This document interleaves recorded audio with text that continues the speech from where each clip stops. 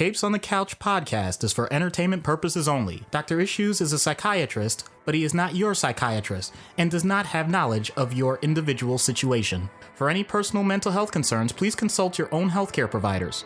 For medical emergencies, please call 911 or the designated number in your area immediately. Remember that you are not alone and help is out there.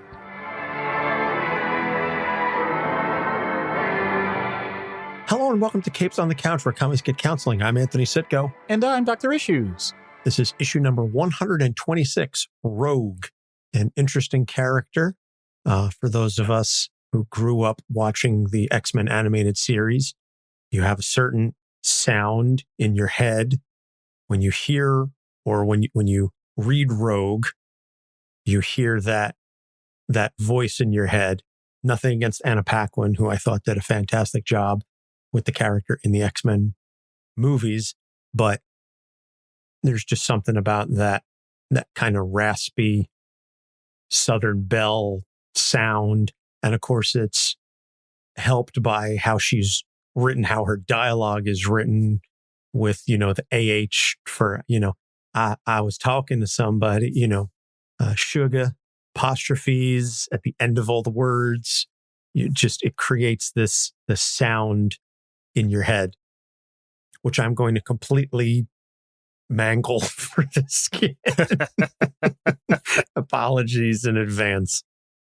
Well worth it. So Rogue, created by Chris Claremont and Michael Golden in Avengers Annual number 10, August 1981. Interestingly enough, for a hero, this is not something that happens all the time. We don't really have a full, complete backstory. We don't know her last name. To this day, we still don't know Rogue's real last name. But we know her name is Anna Marie, and she was born in Mississippi, and her parents disappeared when she was young, and she was raised by her strict aunt. And so she rebelled as a teen, earning the nickname Rogue. After kissing a boy named Cody, her latent mutant abilities manifested, sending Cody into a coma, and she discovered that any skin-to-skin contact with a person would cause her to absorb their life force, and in some cases, their memories. So she covered herself up to avoid touching anyone ever again. She was discovered by Mystique, who began mentoring her and eventually brought her into the Brotherhood of Evil Mutants. She was sent to attack Carol Danvers, and this is where we meet her on her first appearances after she has attacked Carol. And during the fight, prolonged contact caused Rogue to permanently absorb Carol's powers and gave Carol amnesia. And we discussed this a little bit in the Carol Danvers episode. But Rogue absorbed Carol's powers and also a portion of her personality, so to speak. The Danvers identity would remain with Rogue for many years, eventually causing Rogue to seek out Professor Xavier for assistance. So she did join the X-Men, slowly earning their trust and becoming a valuable teammate, even as Danvers continued to control her in periods of stress or unconsciousness. After losing her powers in a battle with Master Mold, she discovered the Danvers identity was also gone. So even though she was sad that she lost her powers, she was grateful that she no longer had to battle and grapple with the Danvers identity inside her head. That is dissociative identity disorder. Don't. I had to. Sorry. So as her powers returned, because comics, she also began an on-again, off-again relationship with Gambit, but her lack of physical intimacy and his dishonesty caused friction for a long time. Side note, I really can't wait. One of these days we're going to do Gambit, and that's a character that I'm going to thoroughly enjoy. I'm going to research the bejesus out of a Cajun accent. I'm looking forward to that one. That's going to be a lot of fun to do. Are you saying you guarantee? Oh, I guarantee that's going to be a good time there. So after a battle with Destiny robbed them of both of their powers, they left the X-Men and moved in together to explore their relationship. So after yet another battle with Mystique where her foster mother tried to kill her, she absorbed Mystique's powers and basically left her for dead. Then she went to the Australian Outback to figure out how to control her powers. With the help of Xavier, she was finally able to control her absorption for the first time in her life. She eventually started a relationship with Magneto, of all people, although it was largely long distance as they both had other commitments. And during the Avengers versus X-Men, she kind of originally stayed neutral because even though she was clearly an X-Man, she also had a lot of friends on the Avengers side. but she joined the staff of the Xavier Institute and formally sided with the mutants after a fight broke out on campus and She-Hulk inadvertently injured some of the mutant children. Then she turned down a marriage proposal from Magneto and ended that relationship. She joined the Avengers Unity Division as a mutant representative, and you can read about that in Uncanny Avengers. She eventually became the field leader. She restarted her relationship with Gambit, and after Kitty Pryde turned into a runaway bride and left Colossus at the altar, Gambit proposed to Rogue on the spot during what would have been the reception, and they got married instead. And then they were transported to the Mojo-verse during their honeymoon, since Mojo wanted a famous couple for his new show, because that's who Mojo is. And you can go back and listen to that hilarious episode. That was definitely one of the more fun skits we did on the show, is the Mojo one. Yep. That's really the big hits for Rogue. I mean, we can go in more in depth on a lot of the mutant stories. She's been a major part of the X-Men mythos for the past 40 years, but I really just kind of wanted to hit the key points. She's a character that, again, only 40 years, but still has been involved in a lot of stories in that time. So let's move right away into the issues then. So we're going to start this off sort of chronologically. The authoritarian upbringing caused her to rebel, and that's where the whole Rogue nickname came from.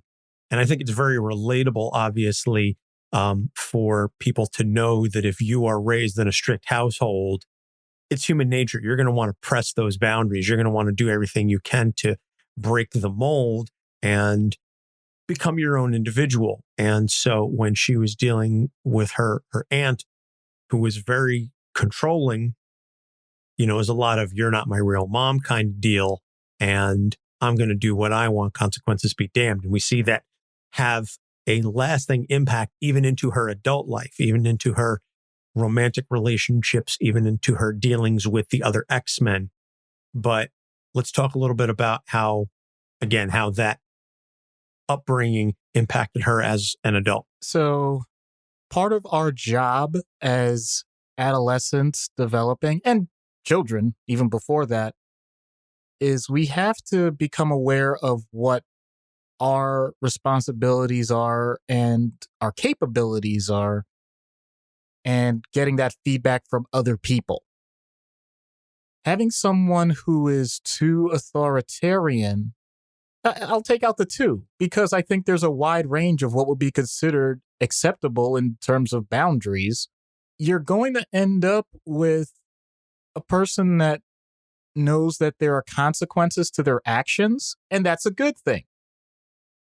But also, depending on the person's personality, depending on their intelligence, depending on their proclivity, energy, impulsivity, all of those factors, not to mention any other underlying predisposed psychological things that happened before they were with this, in this case, her aunt, but any foster person or adoptive person or other family member or social structure, they're going to potentially not just test boundaries. They may notice that the consequences aren't finite. They are much more nebulous than we realize. And what I'm about to say is a little scary if some of you listening to this have children that are also listening to this, because that's not my intention. I have a child of my own. But aside from the idea of corporal punishment, when you tell a teenager, don't do this or else, or that classic, I'm going to count to 3, how many of us actually know what happens at 3? Because we have the nature to say, okay, well, for whatever reason, this is the one area we don't go to. There are some people that don't really care because they've already come to the conclusion that there really is nothing after 3. And while there may be some sort of expectation that the authority figures in your life are meant to be respected and you're supposed to do what you're told, they find out very quickly that that's just in your household, and I can go outside of that anytime that I want and do what I want. And unless we're talking about the police or something, I still won't have any consequences. And if I do something and the police don't know about it, I still won't get caught for that. And by definition, if I'm not getting caught for something, is that really wrong? This is not a philosophy I'm saying I agree with. This is something that I'm saying people can develop if that's the experience that they have, as well as the people that they hang around with. Peers are important. Peers are way more important than we give them credit for, especially as you become a teenager and a young adult. So, with all of that in mind, you have someone that's already been taken out of a situation where they don't even have much knowledge of what happened before them. All they have is what they've been given by the person that has been placed in a situation where they have to keep this person safe. But then the child in question clearly has things above and beyond what that person would have in terms of expectations. And there is a disconnect. Once you have that disconnect, then it's pretty much the Wild West.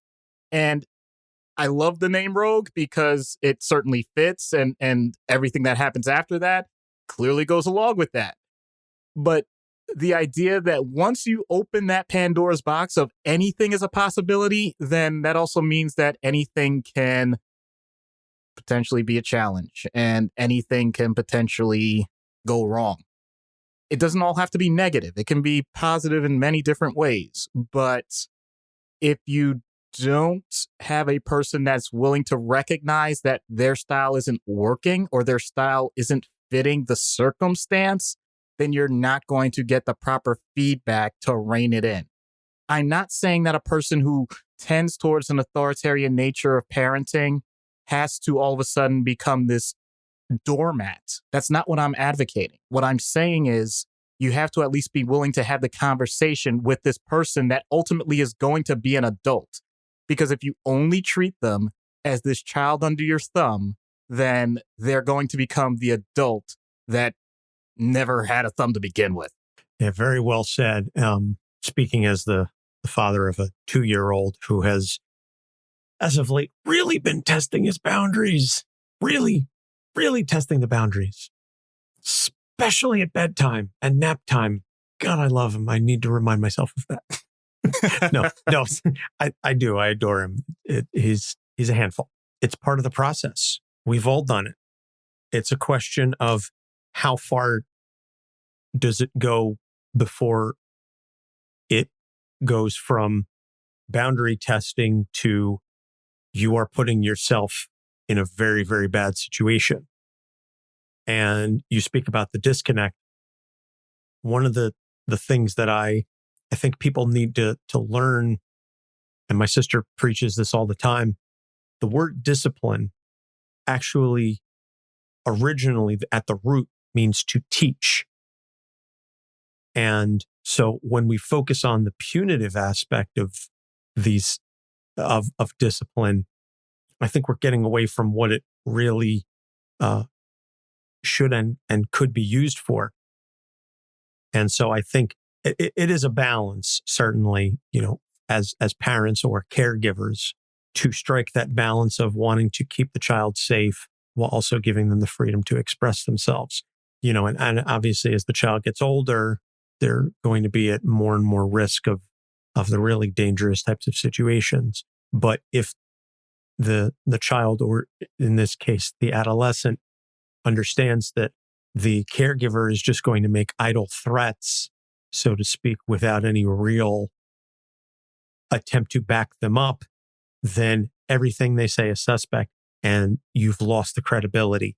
And we've spoken about this previously on the show. Children and adolescents have very finely tuned bullshit detectors, and they will know, I don't know how, but they will know if you're being real, if you're being authentic about these things. And that's why you can't lose that. You can't lose that credibility.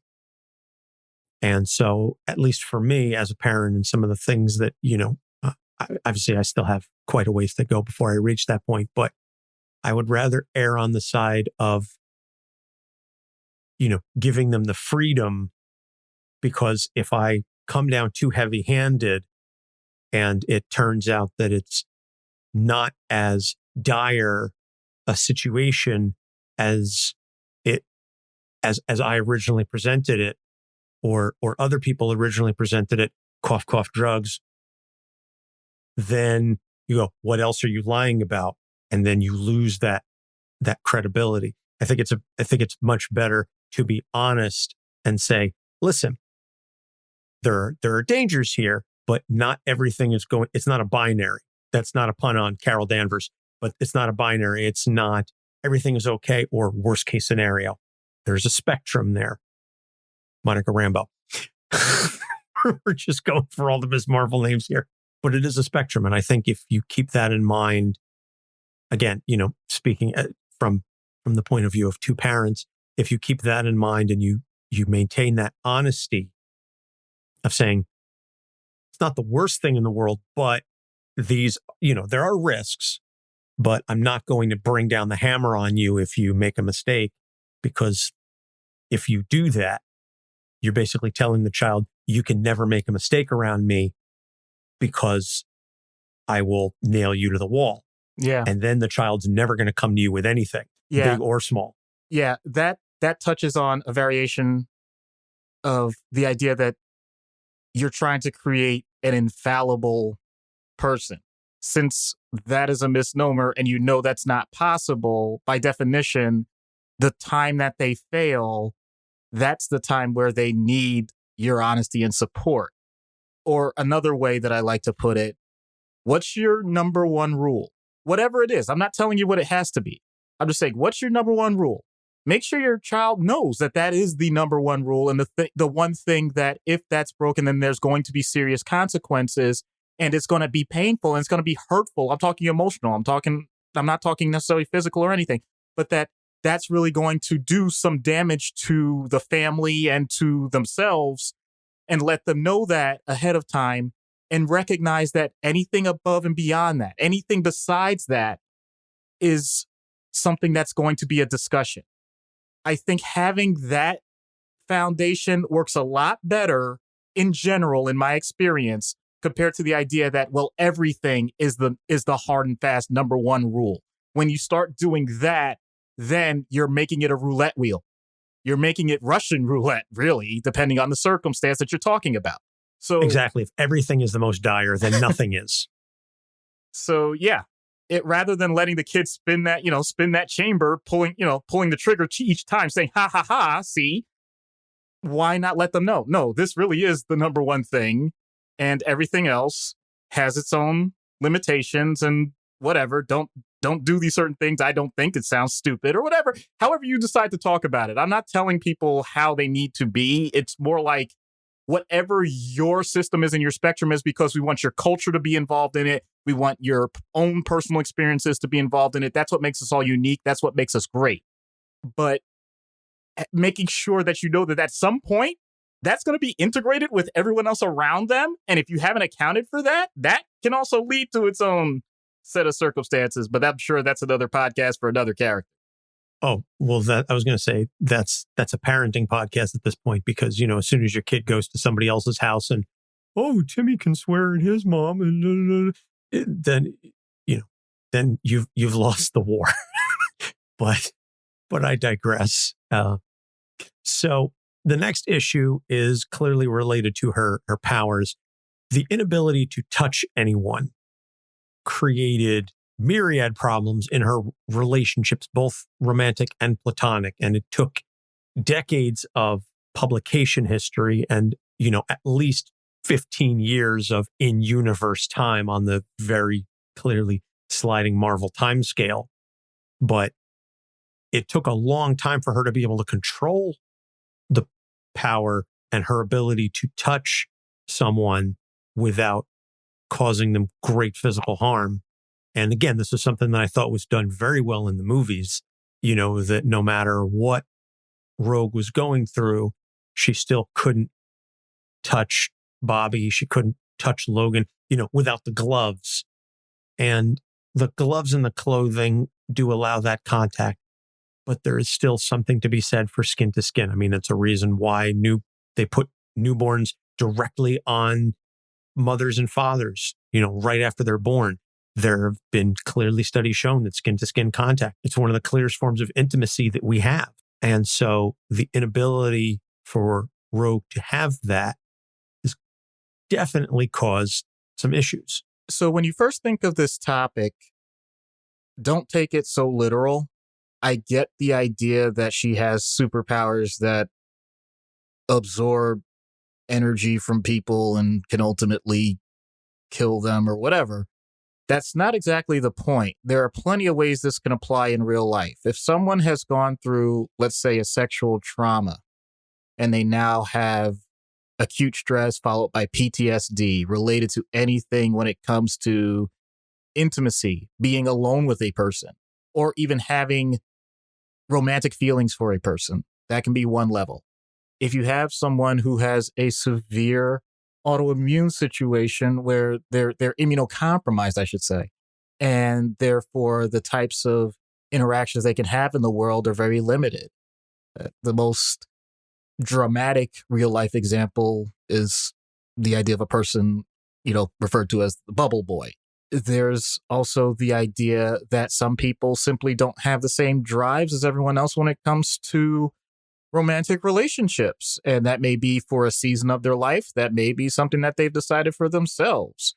Or some people that struggle with that, for example, and I'm not trying to make this controversial, the idea of some people that choose a life of celibacy, or simply that they're not going to ever be involved in that circumstance. But then at some point in their career, they do develop romantic feelings with a consenting adult. I wasn't going where you thought I was going. So all these different circumstances all point to the one thing, though, that has kept us alive as a species, which is we want to be together. And I'm not even talking about whether or not you mentioned in the issue itself, typing it out, this can be platonic too. Just the idea that we all want to be with each other. We want to experience this. What did we just go through for over a year now that we're just getting back to doing these things again? And I can tell you, it's created a circumstance of overwhelming anxiety, both good and bad, because we know this is what we are born to do. It's innate. It really is. So imagine someone putting up that barrier, not because of a pandemic or anything like that, but just in general, and saying you're not going to, for one emotional or physical reason or another, you're not going to be able to have that. The one thing that really drives us every day, and we can't have that? Boy, oh boy, I really hope you start to develop some other coping mechanisms until you are able to find the comfort to get that one way or another. Because we're really talking true devastation. It's not just the idea that you want something for the pure pleasure of it. It's that you want that for survival. That's above and beyond. That's a hierarchy of needs thing. That's not just a convenience thing. And when our hierarchy is threatened like that, we tend to lash out in more ways than one. And once again, from an emotional standpoint, as I've said many times, that can be anger. It can be outward anger towards others. It can be inward anger, depression. It can be isolation. It can be the feelings of loneliness, sadness, maybe not that drastic, melancholy. It could be the tension of what if this never happens? All of those things together. And for someone like Rogue to actually see the consequences, that's the added part in the comics and the movies and every other iteration and the cartoon, where that brings to life way better and way more visceral than anything that I've described in our real world.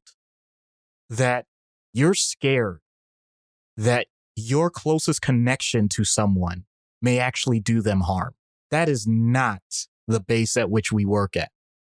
And if we feel we're in that situation, then that's really when hopelessness can set in.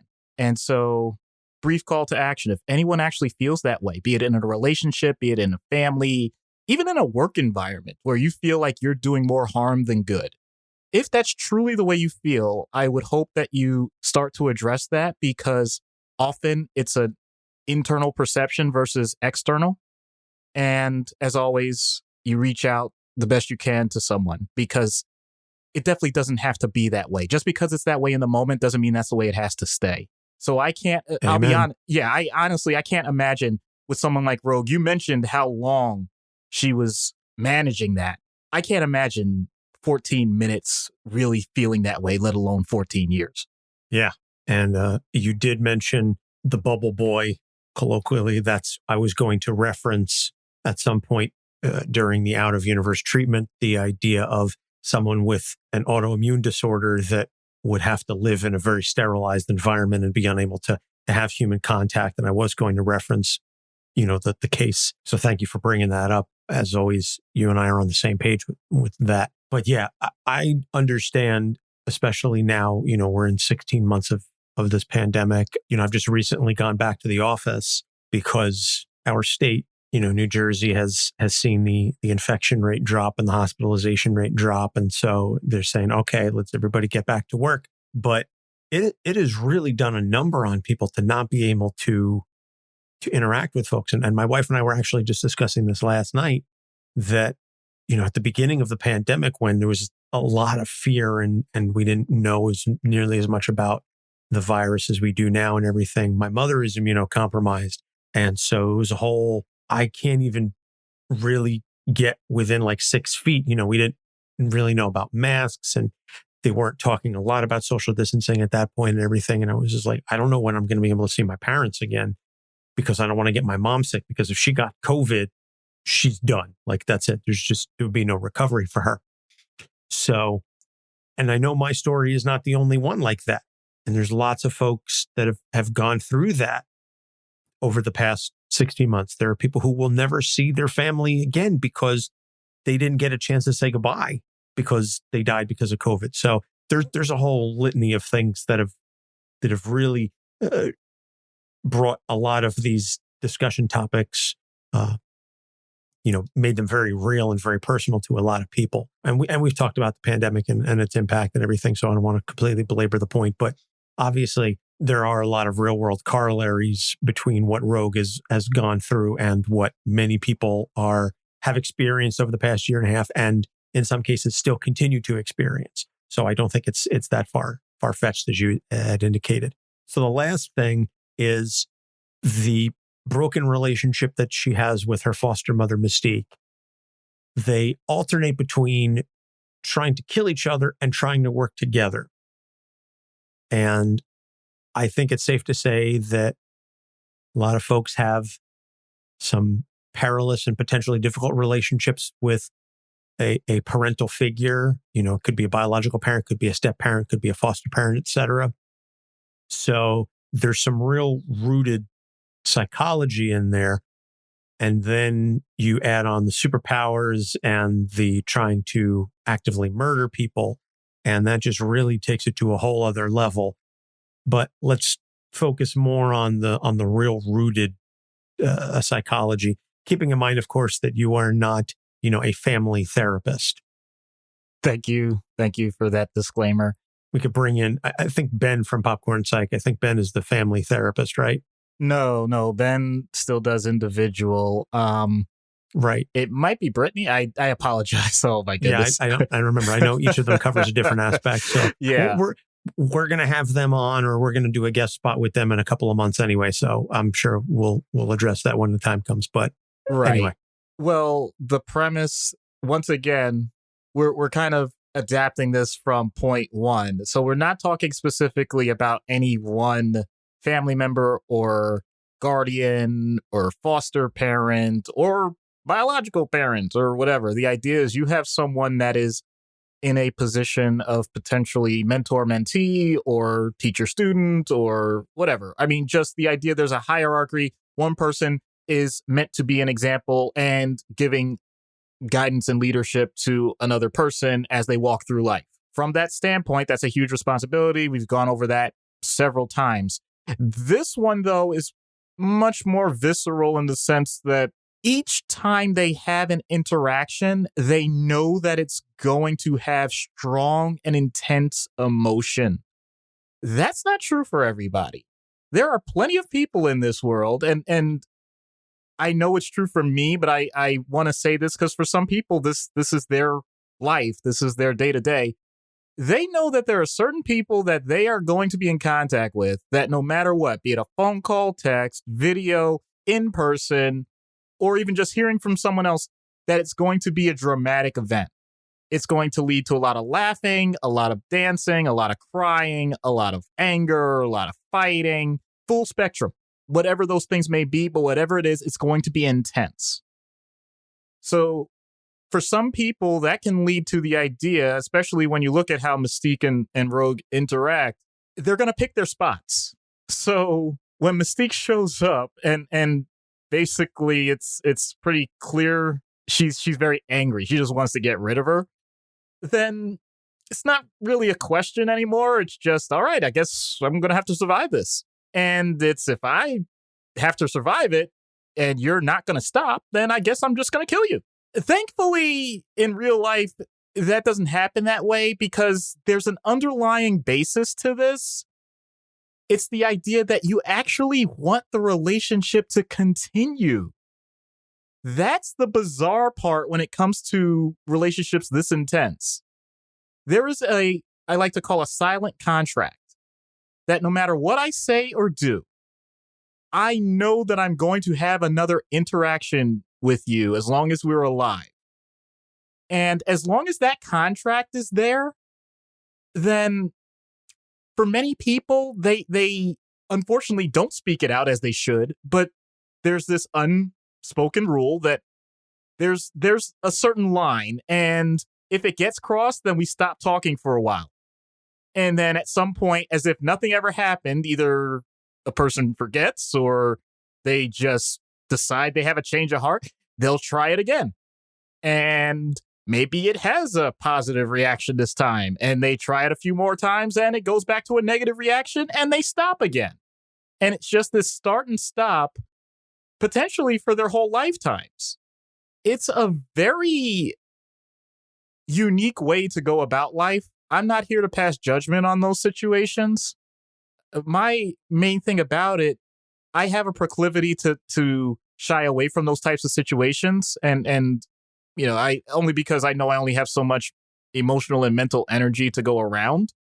But at the same time, I'm not trying to say that the relationships aren't worth it. My thing is, I think my goal and a family therapist goal would be, okay, how do we get this so that instead of it being a rocket ship that then comes crashing down to Earth and just keeps creating these, like, to the moon and exploding back down in fire and turmoil, how do we get it so that it's closer to a roller coaster ride? Because people like roller coaster rides because they know they're on rails and they're just going to be within certain boundaries, and it's not going to get that wild and not going to potentially risk everything every single time.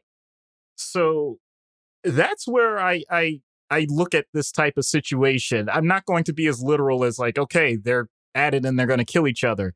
Because in real life, once again, if that's how things are, then it really is best for people to go their separate ways, blood relative or not.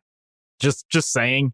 But if it's not at that point, and it is something that both parties, once again, instead of being unspoken, to speak it out loud that you want the relationship to continue, then can we tamper the boundaries just a little bit so that everyone can get some level of consistency and enjoyment instead of all those huge fluctuations that just lead to the type of stress responses that shorten each person involved's lifespans?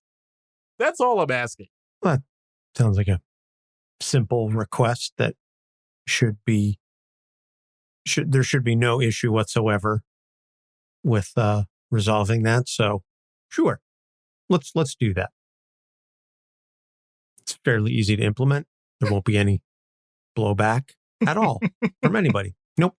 I don't foresee any complications with that whatsoever. None. Oh man. Thank you for your insight, Doc. You know, it's fascinating to see this happen with so many people and recognizing that it happens in your own life. And that's my point. Anything about this show, if for whatever reason this is the first episode you come in on, I'm not saying that from a pedestal, okay? I'm saying that from the ground floor, baby. Yes. Yes, you are.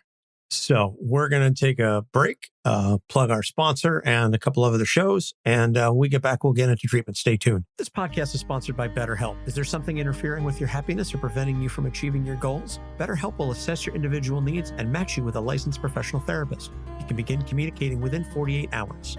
It isn't a crisis line. It's not self-help. It's professional counseling done securely online. BetterHelp has a network of over 15,000 counselors with a broad range of expertise. You can log in and message your counselor anytime to get timely and thoughtful responses. You can also schedule regular video or phone sessions. No waiting room required. BetterHelp is committed to facilitating great therapeutic matches, so they make it easy and free to change counselors if you feel you don't have a good connection. It's more affordable than traditional offline counseling, and financial help is available. BetterHelp wants you to start living a happier life today. Visit betterhelp.com/capes, that's better HELP, and join the over 1 million people taking charge of their mental health with the help of an experienced professional. Special offer for Capes on the Couch fans. Get 10% off your first month at betterhelp.com/capes. I'm Harrison. I'm Jordan. Well, I'm Harrison. I'm Jordan. All right! And we're the Grief Rio podcast. Let us be your unnatural Sherpa guides on this existential plane of mountainous game and movie exploration. And don't forget about that spookiness that lives within us all, but mainly in you, you spooky bitch. How dare I'm offended. We've been voted the best podcast to listen to by many. By many, that means a few. That's more than one. Results may vary. We'll see you on the next episode of Grief Burrito, yeah! Yes!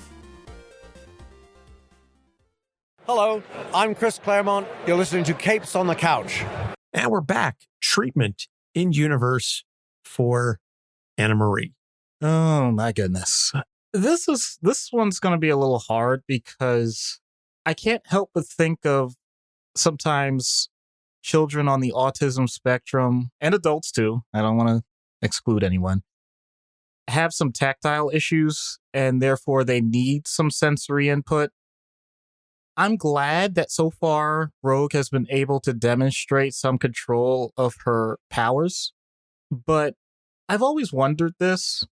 I always wondered what would happen if she tried to just use them in a way that would allow her to express energy rather than absorb it. And I know that sounds weird because you're a mutant. You can't change what your powers are. But my thing is, if for whatever reason what you're doing is quote unquote parasitic, meaning you're taking things from one source and using it for your own purposes, energy flows in more than one direction.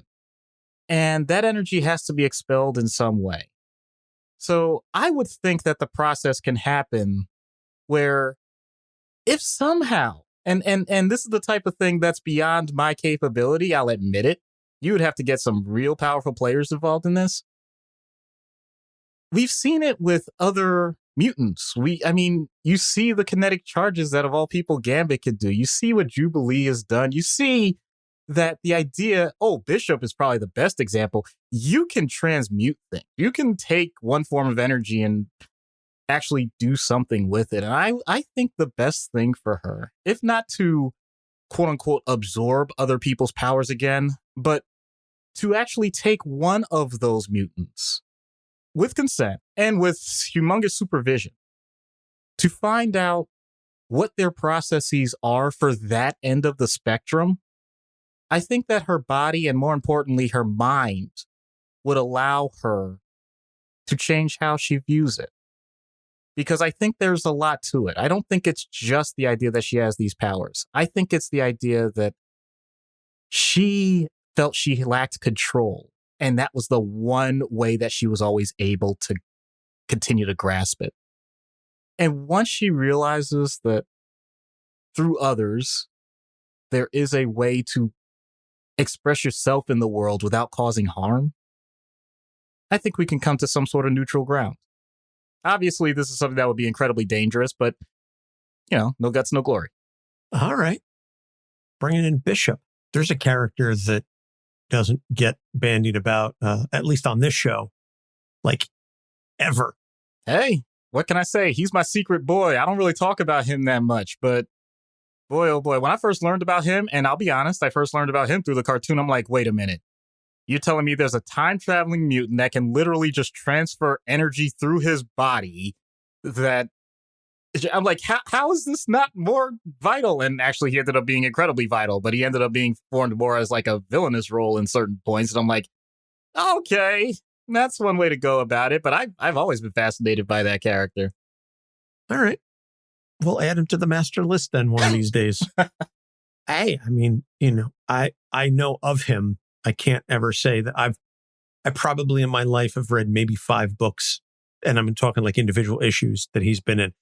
Not a big X reader. But if he's your secret boy, then all right, I'll give it a shot. Out of universe. So we mentioned earlier someone with an autoimmune disorder who's not able to have contact with people, who also had maybe an abusive upbringing with, authoritarian caregivers, a foster parent perhaps, who did not always have the best interest at heart. That maybe, now I'm just sort of monologuing, maybe someone whose foster parent wanted to take advantage of this person and, sort of like a Munchausen's by proxy type scenario. Okay. But I mean, there's a whole number of areas in which this could go totally pear-shaped, but. Right.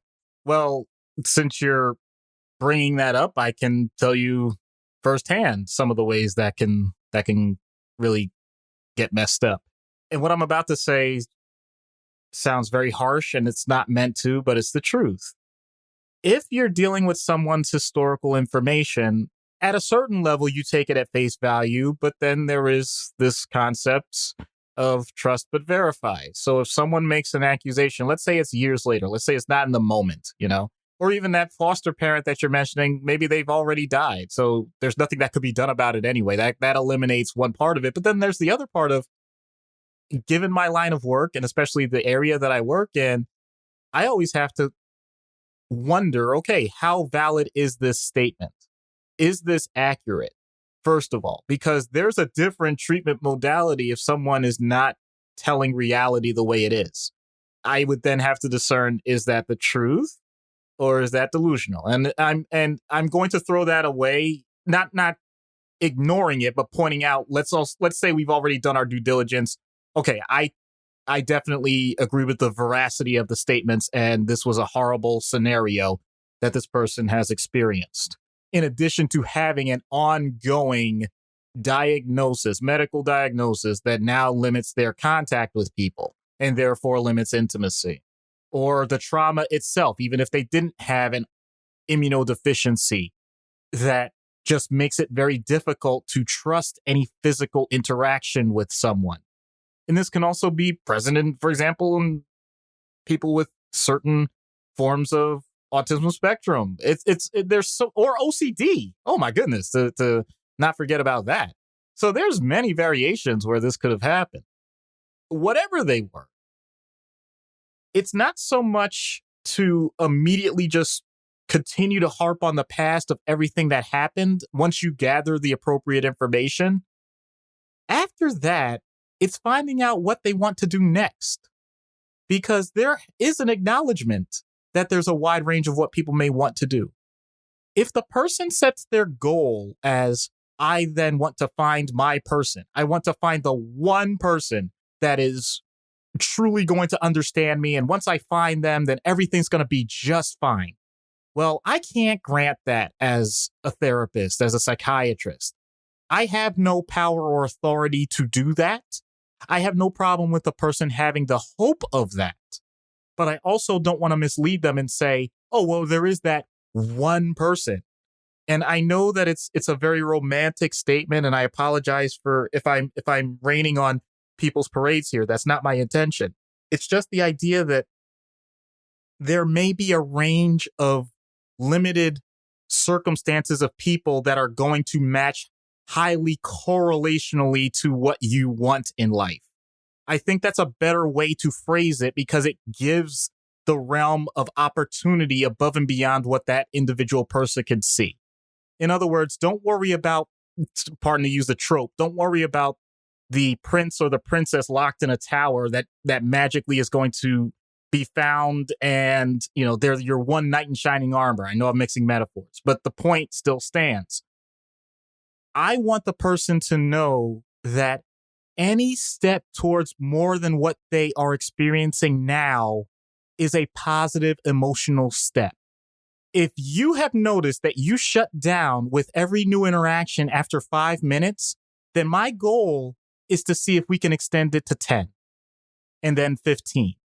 And then after that, if it's just one interaction, then what about 2? What about a room of people? To make sure that the person recognizes that there is no one final goal. It's more the process, and eventually the process itself taking over and being its own reward. Because you can do a process of something for the rest of your life. You only have a goal until that goal is met. And once that goal is met, then some of us, once again, not saying it's imaginary, I'm saying it's me. Once that goal is met, you tend to just kind of shut off until there's another goal to be found. And if you don't find it, you're kind of wandering aimlessly. So if you can get the person first to use their own goals. So let's say in this case, I want to be able to go out on a date. Great. Wonderful. All right. That date bombed. Okay. There's nothing wrong with that. What was the one part that got you most excited? What was the part that you were most scared of? What was the part that went wrong and what was that emotion? Tell me about that emotion and then the fact that you have survived it because you're talking to me right now. Grounding it all in that basis. And then from there saying, all right, so what can we make better about this process the next time so that you get closer to that goal of having a second date with the same person? But in this case, it's going to be a different person. That's fine too. In other words, just being that practical about it step by step until the process itself. In other words, even if this person never quote unquote finds their soulmate, they can still enjoy the idea of dating for as long as they want to. That is okay too. I fear sometimes that people get the idea that you only have to look for the one, And I don't want to make it sound so Pollyanna either, that I don't want people to just get to the point that it's not just Mr. Right, it's Mr. Right now, like all the time. I don't want it to be that flippant. I want people to develop deep relationships. But when you have the proper process, then it's much more naturally and much more likely to happen in a way that's going to be more enjoyable for you along the way so that you can keep at it and just keep making those minor iterations. And be that with a therapist, be that with your personal friend group, be that with your family, whatever it is. When you look at it that way, start with a goal, figure out what the steps are to reach that goal, but then realize, make that process to that goal so enjoyable, it doesn't matter what the next goal is. You're just going to keep doing it and you're going to keep enjoying it. It's because I can already see some people saying, okay, Mr. Wise Guy, you're saying that, but what if I do find the right person? I don't need to go on multiple dates. I said, oh, but do you? Don't tell me you stopped dating your spouse. Please don't tell me that.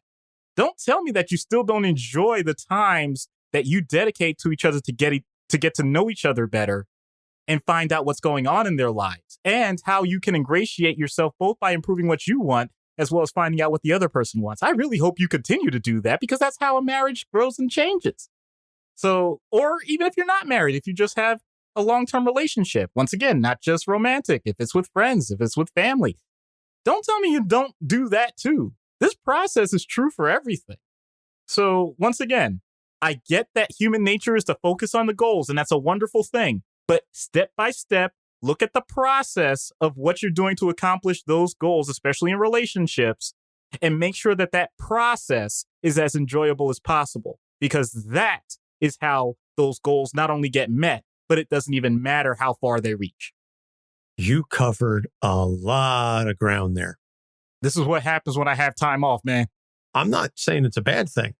I love it. I just let you go. I'm just saying there's so much there. I can't cherry pick one thing to talk about because you made so many fantastic salient points. I don't even know, honestly, which of these clips I'm going to take and use as the Instagram thing. It's going to be something from that long piece because I tend to love what it is that you say and how you say it.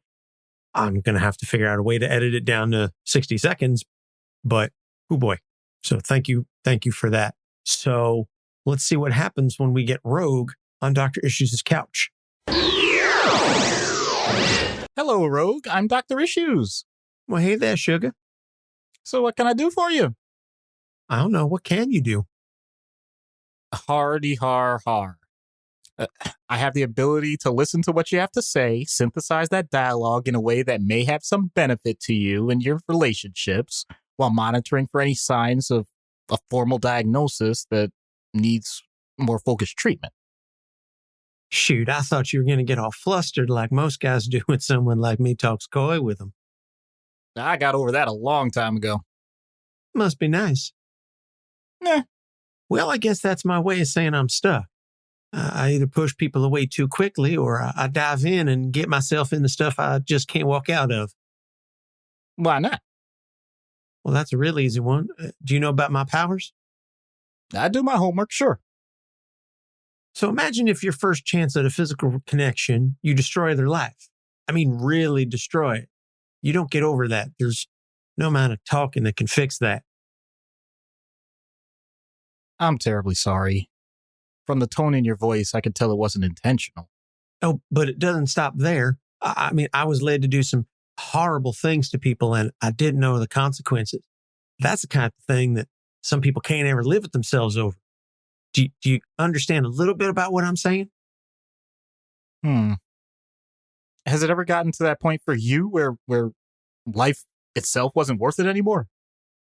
No. Well, not like that, but I mean, to disappear, to not hurt anybody, that's the type of thing I wish for sometimes.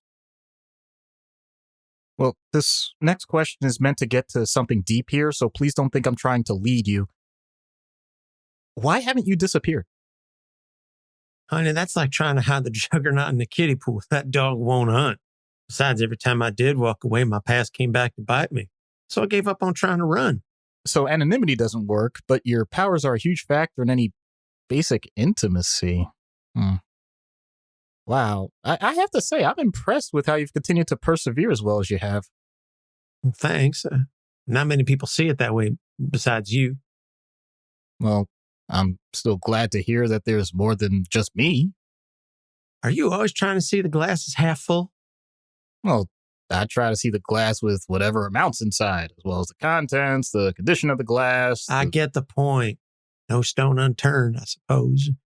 So does that mean you want to know who sees the good in me? Of course. All right, well, let's start with Remy, number one. That man, there's something about that man. It's hard to describe. He just, he lights me up inside. Oh, that's sweet.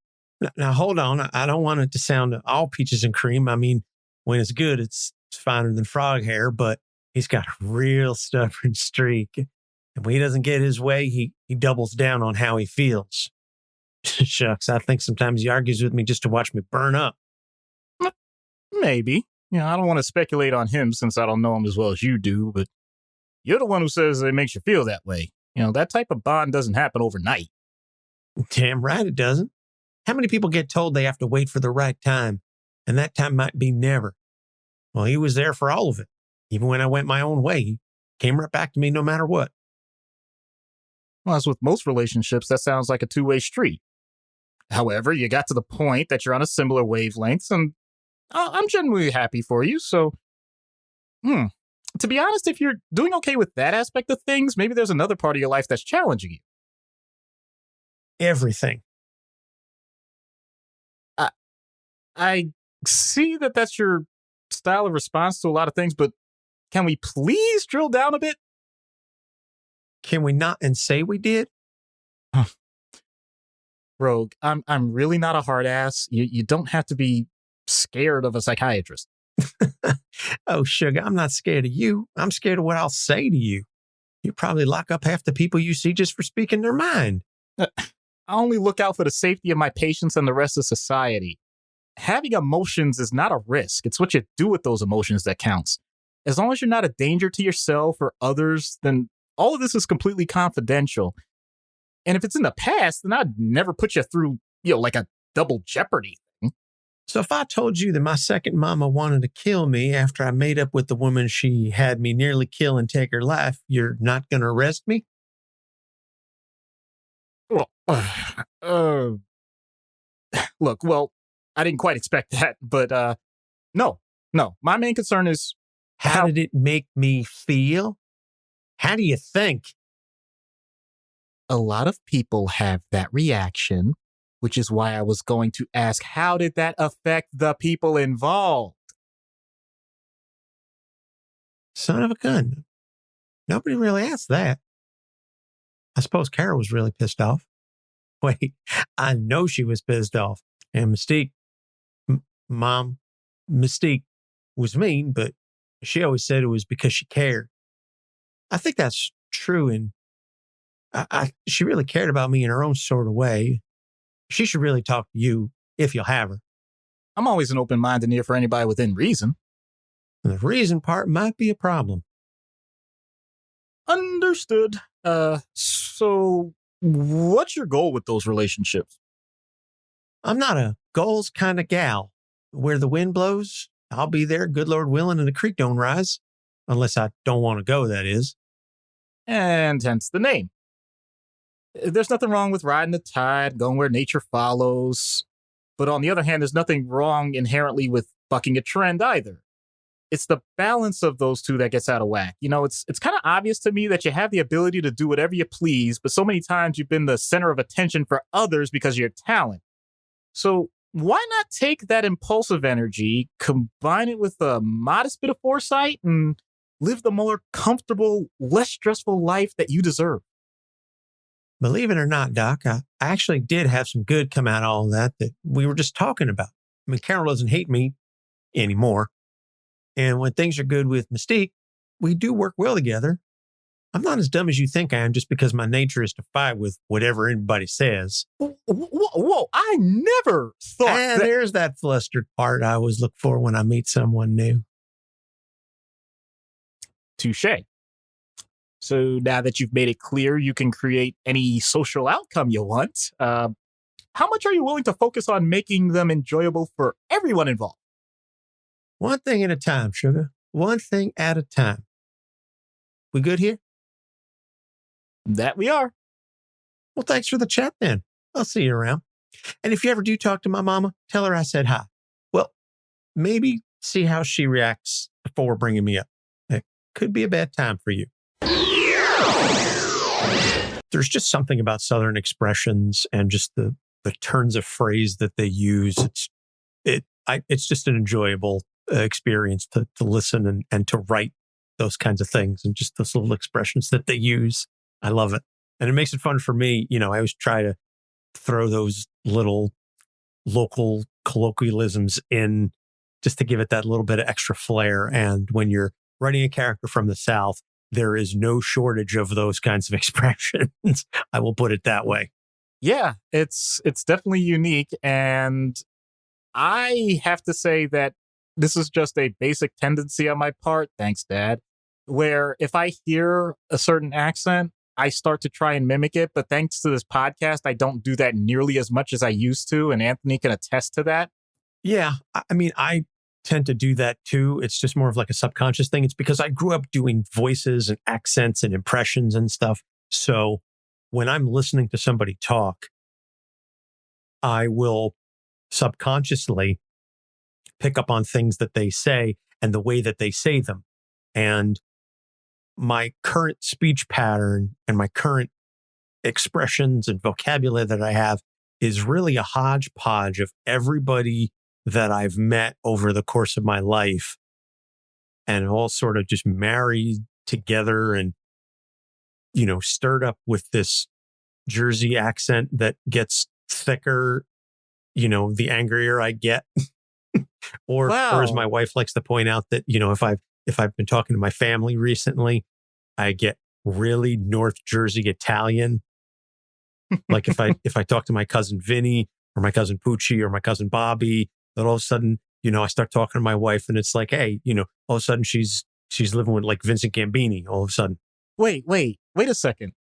Are you telling me that you seem to have a base of a power that takes the things that they've been exposed to and tends to absorb them and in some way manipulate them into part of who you are, but do it in a way that's much more mature so that it doesn't lead to the destruction of the things that you absorbed from in the first place? Yes, I am Rogue after therapy. I suppose if you want to look at it like that, sure. Whatever works.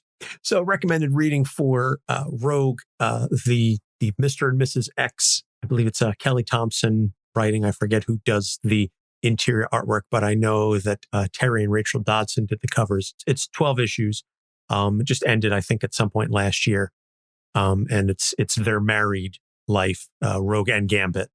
And then you go back a little earlier, and the Uncanny Avengers. As I said, she was part of the Avengers Unity Squad. There's some really good content in there.